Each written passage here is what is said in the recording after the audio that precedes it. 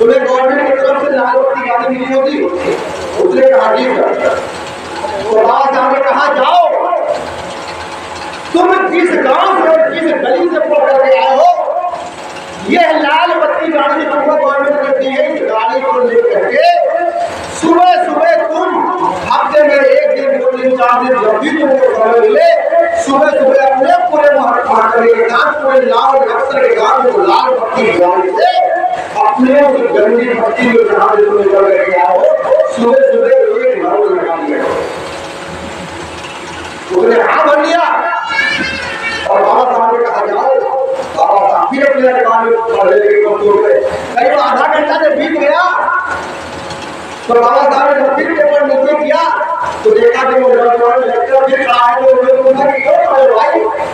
तो चलने लगा। हमने सोचा किस तरह बताया, हमने बोला कि हमें कुछ मदद चाहिए। उन्होंने कहा तुम्हें समाज के लिए यही मदद देनी है। अपने समाज के लोगों को जाकर के सीख दो, अपने समाज के लोगों को जाकर के नसीहत दो। जब तुम लाल बत्ती लेकर के अपने गांव में अपने बस्ती में जाओगे तो वहां तुम्हें हमारी बहन मिलेगी, हमारी महिलाएं मिलेगी जो बर्तन धोते हुए मिल जाएगी, कपड़े धोते हुए मिल जाएगी और पढ़ने पढ़ते हुए मिल जाएगी। और देखेंगी ये नौजवान कल तक हमारे गांव में इसी गली में पढ़ा करता था और आज लाल बत्ती गाड़ी से 30 साल से होगा। उस समाज के लोगों को एहसास होगा क्यों ना हम अपने बच्चों को भी ऐसी शिक्षा दें। ऐसा नहीं है। मैं अपने समाज के सभी लोगों से निवेदन करता हूँ आप लोग अपने बच्चों को ये मत सोचे कि आगे जाकर के क्या बनेगा, कुछ नहीं बनेगा। ऐसा नहीं है, ये मत कभी मत सोचो। क्या हमने सोचा था हम भी एक किसान के बेटे हैं, हमने अपने हाथ से हल लगाया, हमने अपने हाथ से बैलों से जोता है, खेतों को जोता है, भेड़ उखाड़ी है, गेहूं बोए है, पेड़ उखाड़ी, सब कुछ हमने काम किया। फावड़ा जंगल में चलाता था। क्या मेरे माता पिता जी ने होता था तो क्या वो जानते थे कि गवर्नमेंट ऑफ इंडिया भारत सरकार का ये इनकम ऑफिस पहुंचेगा? इसीलिए मैं आप सभी लोगों को निवेदन करता हूँ आप लोग जैसा कि मलदवान को मलदवान सामाजिक जितने लोगों ने अपना समय मिला आप लोगों को ये बताने की कोशिश की आप लोग अपने बच्चों को अच्छी शिक्षा जरूर जाए। ये कभी अपने मन में ही भावना न लाए कि हमारा बच्चा आगे जाकर वो सब कुछ कर सकता है। कहते हैं ना, लोग कहते हैं कि अरे अकेले हम क्या कर सकते हैं? अरे अकेले तो बाबा साहब ने दुनिया में डंका बजा दिया, मान्यवर काशीराम साहब ने दुनिया में डंका बजा दिया। ऐसा नहीं है कि आप अकेले कुछ नहीं कर सकते। एक हमारे महासचिव जी कहते हैं कहावत,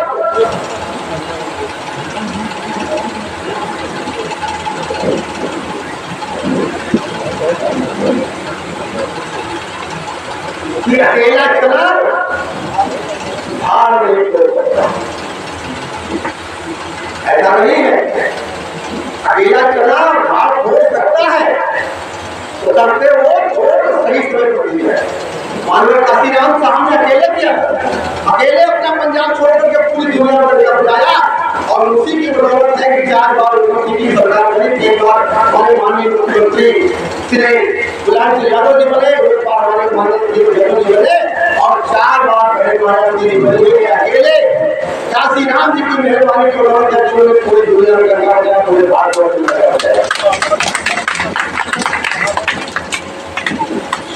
साथियों,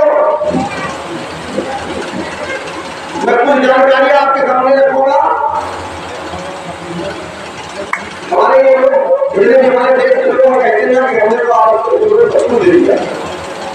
कुछ ऐतिहासिक जानकारी मैं आपको देना चाहता हूँ। हमारे समाज के काफी लोग मेरे आगे होंगे।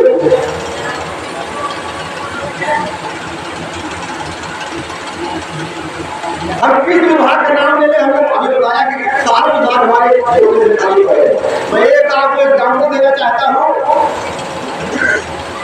हमारे देश की जो सबसे बड़ी अदालत है सुप्रीम कोर्ट, जिसे लोग कहते हैं, हम लोग सभी लोग जानते हैं सुप्रीम कोर्ट।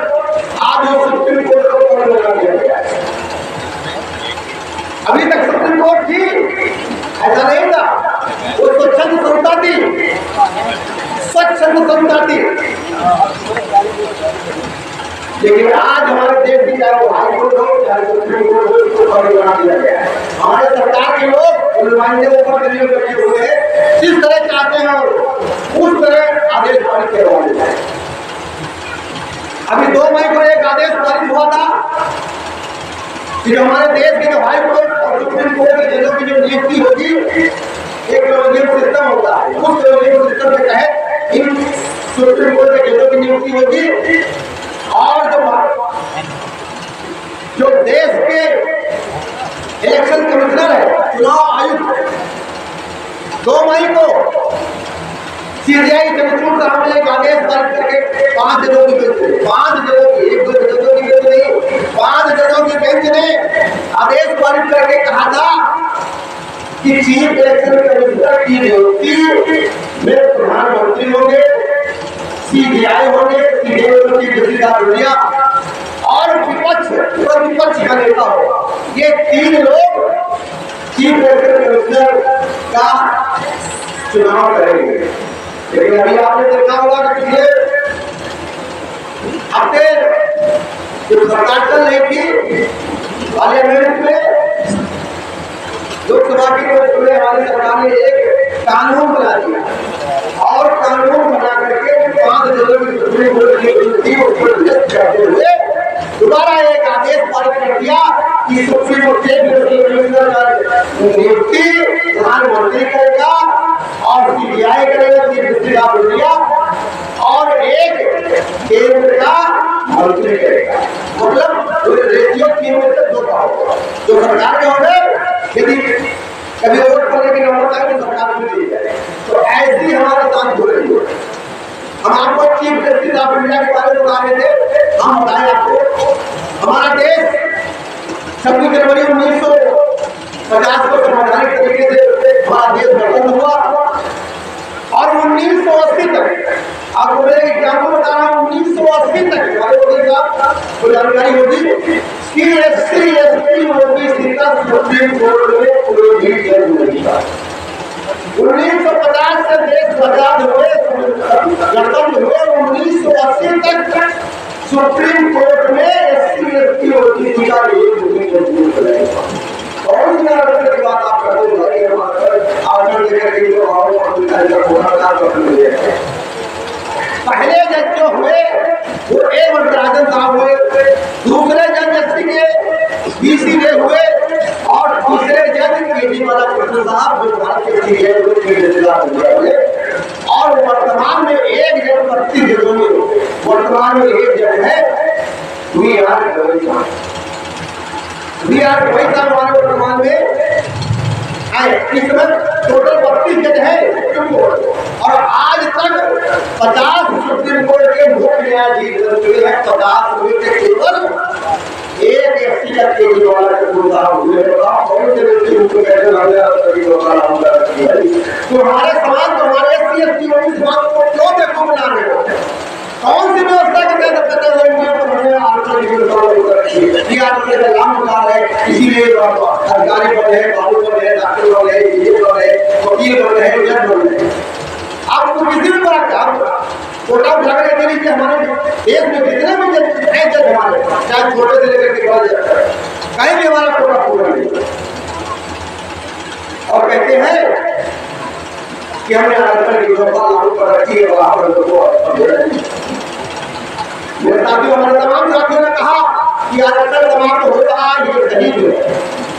ये हमने तमाम हमारे सभी साथियों ने सुने हुए। मैं उनके लिए 2 लाइनें कहता हूँ जो आरक्षण के लिए सोचते हैं कि क्रांति की ज्वाला, जो लोग ये सोच रहे हो कि हम संविधान को खत्म कर देंगे, मैं उनके लिए 2 लाइनें कहना चाहता हूँ कि क्रांति की ज्वाला कभी बुझने नहीं देंगे, तिरंगे की शान को कभी झुकने नहीं देंगे, लगानी पड़े चाहे जान की बाजी, संविधान को कभी बढ़ने देंगे। ये आपने देख लिया होगा 2 अप्रैल को, 2 अप्रैल 18 को आपने देख लिया होगा हमारे देश का नौजवान, हमारे जवान का संविधान केवल आपने आरक्षण की बात कही थी, क्या उपाय हुआ था? दोबारा ये मत सोचना चाहिए ये सब जान रहे हैं, सब देख रहे हैं। मेरे साथियों, समय काफी हो चुका है। हमारे शायद कई वक्ता हमारे नए निकले हैं और जिला प्रधान मोदी जी पता नहीं होता है ये बात हमारे कई समाज में साथी हमारे समाज से अभी भी बैठे हुए हैं, लेकिन समय काफी हो चुका है।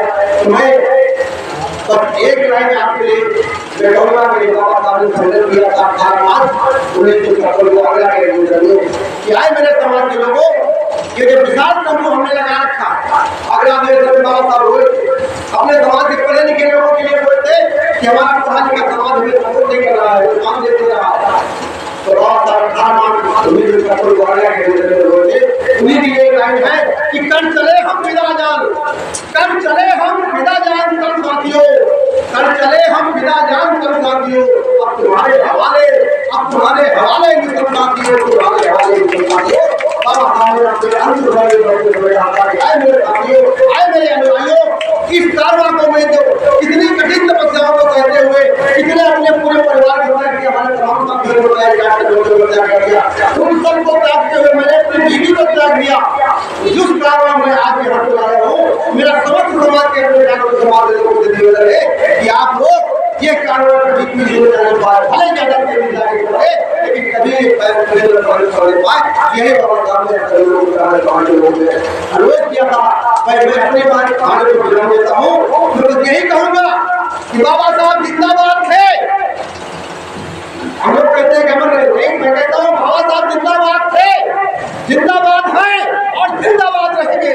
बाबा साहेब धन्यवाद साथियों, सभी लोगों को बहुत बहुत धन्यवाद। आप लोगों ने इतना बेहतरीन कार्यक्रम करवा दिया, हमारे मौर्या जी और हमारे इनके जितने भी साथी थे, अर्जुन मौर्या जी, अन्य तमाम साथी, तमाम साथी कितनी मेहनत से जब से हमारे समाज के कितना तत्परता से लगे हुए हैं, कुछ काम करने